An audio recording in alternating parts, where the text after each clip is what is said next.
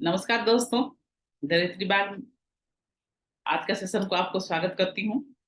दोस्तों, आज की स्टोरी यही है कि जो फसल जो है वो बारिश से होती है, बाढ़ में नहीं। इस टॉपिक को आगे बढ़ाते हुए दोस्तों, एक गांव में एक किसान रहते थे जो बहुत ही मेहनती और ईमानदार किस्म के इंसान थे वो। और उनका एक छोटा भाई और उनका परिवार था, दो बच्चे, बीवी, और खुशहाल जिंदगी थी। और उनके भाई को आगे उन्होंने पढ़ाना चाहा। वो पढ़ाई में काफी अच्छा था।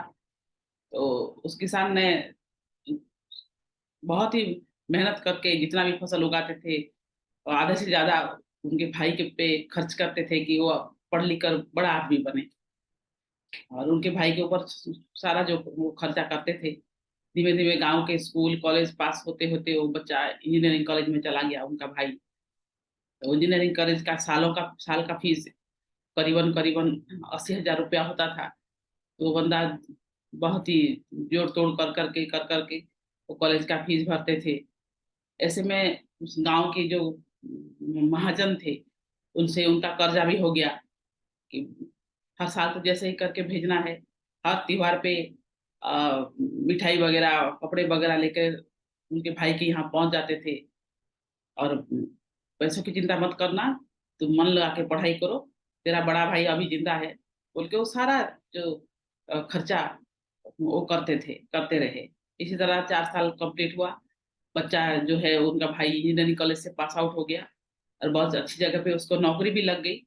नौकरी लगते ही उसने आके अपने बड़े भाई को बताया कि कॉलेज में एक लड़की से वो प्यार करता है, उससे वो शादी करना चाहता है। तो भाई बड़े खुश हुए। अच्छा हुआ, मेरा काम तूने आसान कर दिया।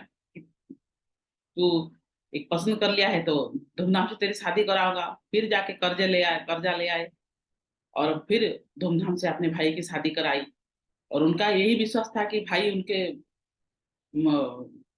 सेक्रीफाइस को, इनके त्याग को समझेंगे और साथ दोनों भाई मिलके सारे कर्जे उतारेंगे। लेकिन जब बहू आई और शहर में भाई का नौकरी लग गया तो दोनों परिवार से अलग हो गए और वहां से जाके उन्होंने अपना परिवार बसा लिया। और ये बड़े भाई जब उनसे मिलने की बात करते थे या फिर गांव बुलाने की बात करते थे, धीमे धीमे वो लोग जान गए कि ये लोग जब भी हमसे मिलेंगे तो कुछ ना कुछ मदद ही मांगेंगे। तो वो लोग अपना जो भाई, छोटा भाई तो था, वो अपना दुनिया अलग से बसा लिया। और वहाँ एक फ्लैट भी उसने खरीद लिया। और बड़े भाई को बोला कि मेरी हिस्से का आधा जो जमीन है वो मुझे दे दो। मैं उस फ्लैट को खरीदना चाहता हूँ, घर को शहर में खरीदना चाहता हूँ।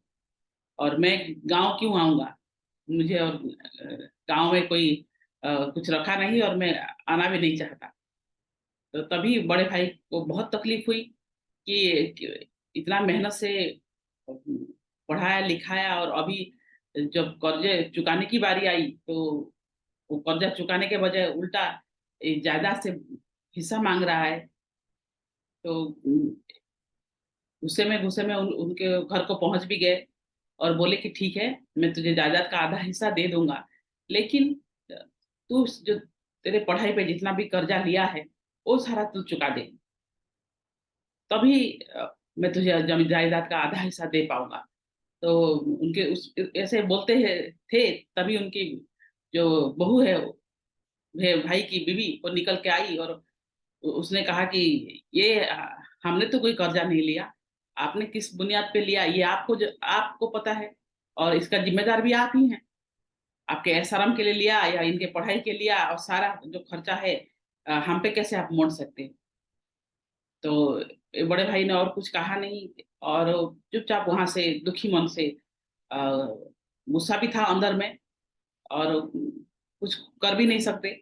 सच में उस कर्जे के बारे में तो छोटे भाई को पता भी नहीं है कहाँ से कर्जा लेके उनको भेज रहे थे। तो उदास मन के दुखी मन से वो अपने घर वापस आ गए। कुछ दिन कुछ रात तक वो सो भी नहीं पाए कि इतना सब कुछ करने के बावजूद भी उसका उनके छोटे भाई जो है उनका मेहनत का कदर नहीं किया। कदर नहीं किया सो अलग बात है, लेकिन इतना बड़ा कर्जा चुकाएंगे कैसे? अगर आधा जमीन उसको दे देंगे तो चुकाना भी मुश्किल हो जाएगा। तो ऐसे कसमा कसम में वो कुछ दिन सो नहीं पा रहे थे।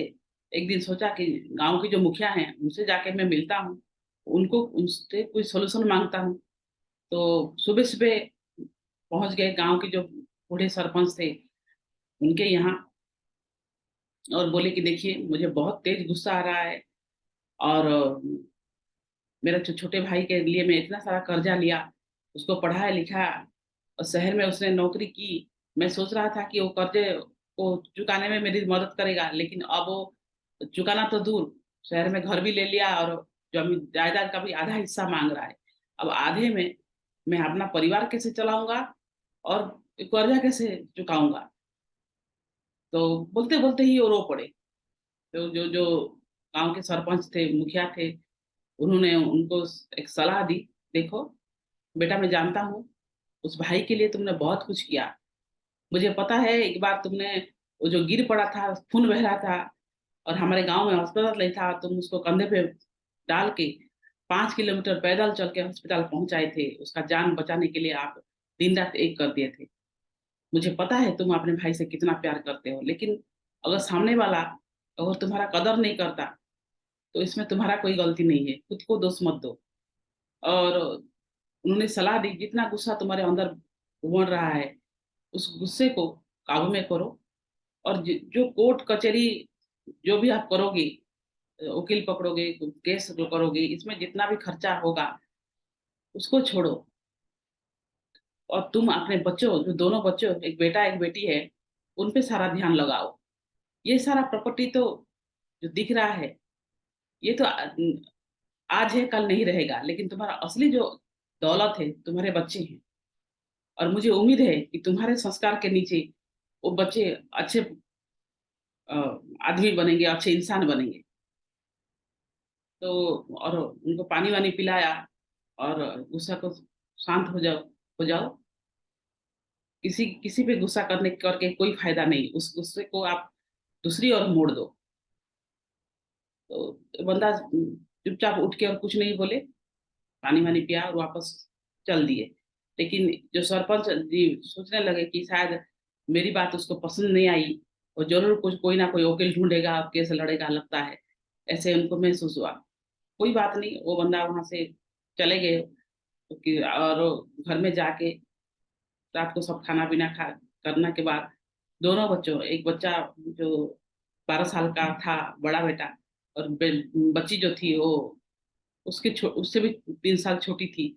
दोनों को पास बिठाया और बोले कि बच्चों अभी जो जो फैसिलिटीज़ मैं तुम्हें दे रहा था, जितना सुख-सुविधा तुमको दे रहा था, अभी हमारा जायदाद का 2 हिस्से होने वाला है। एक हिस्सा तुम्हारा चाचा का है, वो चाचा ले जाएगा और दूसरे दूसरे हिस्से में हमको 4 प्राणी होगा हमको गुज़ारा होना है और जो जो तुम्हारे चाचा की पढ़ाई के लिए जितना भी कर्ज़ा मैंने ले रखा था, उसको भी मुझे धीरे-धीरे करके चुकाना है। तो तुम दोनों ही मेरे पूँजी हो और मेरे पास और कुछ नहीं बचा। जो भी करना है तुम दोनों बच्चों को अपनी काबिलियत साबित करके ही करना होगा। दोनों बच्चों को यही बोला और सभी अपने-अपने सोने के लिए अपने-अपने बिस्तर पे चले गए। धीमे-धीमे सभी बड़े हुए दोस्तों, कुछ सालों बाद उसी सरपंच जी के यहाँ ये जो आदमी है मिठाई लेके पहुँचते हैं कि साहब मिठाई खाइए, एक खुशखबरी है। तो सरपंच जी बूढ़े हो चुके थे और वो निकल के बाहर आए कि बोले कि अच्छा बताइए क्या खुशखबरी है?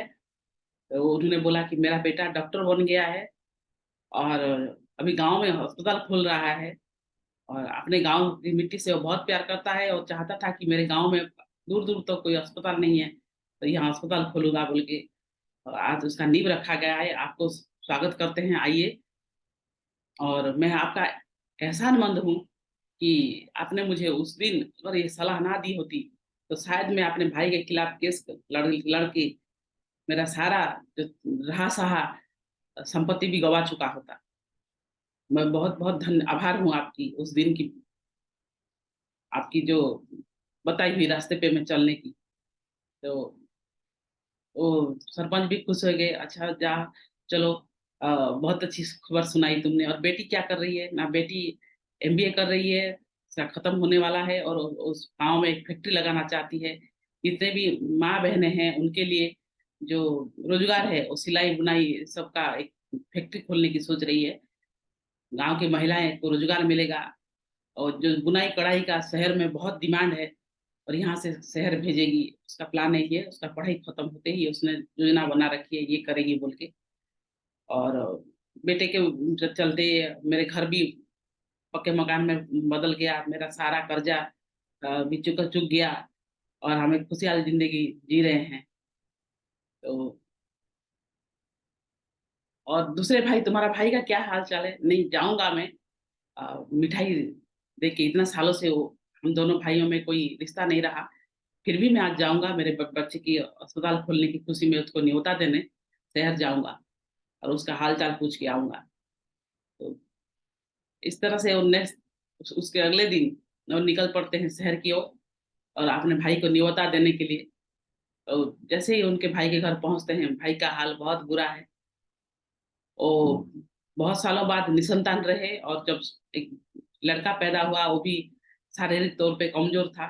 तो बहुत जो दवाई वगैरह खर्चा, उसका जो मेडिसिन का खर्चा, इस डॉक्टर से उस डॉक्टर शहर से इस शहर उसको घुमाते रहे और सारा जो उनका जो पैसा था उसी के में चला गया और फाइनली वो बच्चा इस दुनिया में भी नहीं रहा।